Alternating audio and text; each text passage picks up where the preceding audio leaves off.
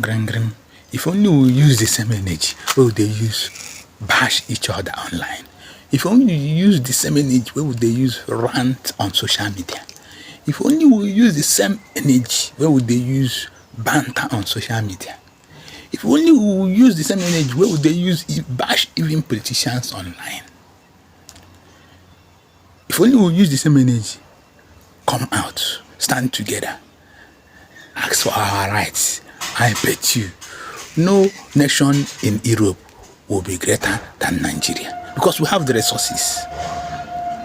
But the only problem we have is bad leadership. But if only we stand together and ask for our rights and change things, no country in Europe will be able to see or near Nigeria in terms of industrialization and economic development. Because if someone is doing something that you don't like and you keep quiet, sometimes silence means consent.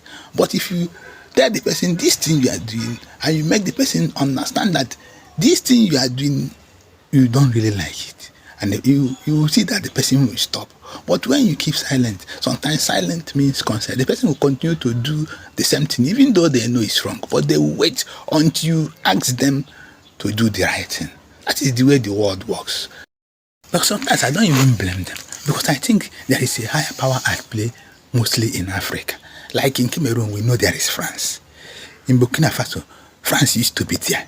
Likewise in Niger and many other African countries. Even in Ivory Coast, we know France is there. Likewise, you have many other European countries in different, having their hands and influence in different African countries. And like Nigeria, we know UK is there.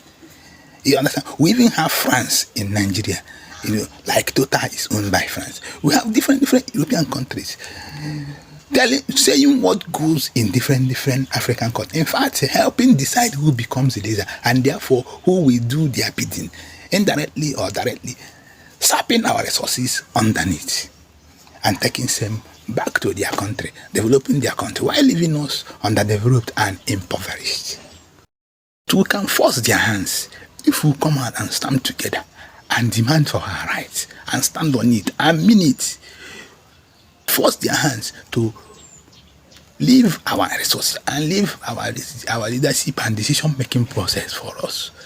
You see that things will begin to change before you know it.